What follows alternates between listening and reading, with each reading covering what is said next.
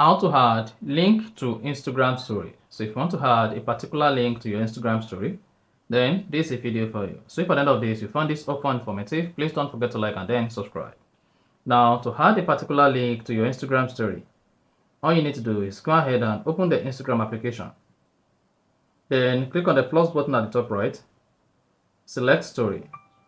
Go ahead and then select your story. So click on the camera icon at the bottom left and then select your story. Once you selected your story, to add a link to the Instagram story, click on the sticker icon and then locate and click on link.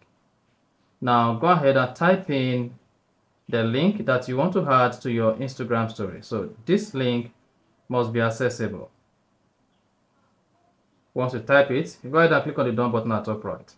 And then you should see the link like this. Now you can drag the link to wherever you want the link to be. You can adjust the size, you can rotate like that. And after that, hit the send button to send this to your Instagram story. Now, if you want to share this on your Facebook story as well, click on add Facebook story. And then click on share. Then click on done. And that's it. So that is exactly how to add link to Instagram story. If you found this helpful and informative, please don't forget to like and then subscribe.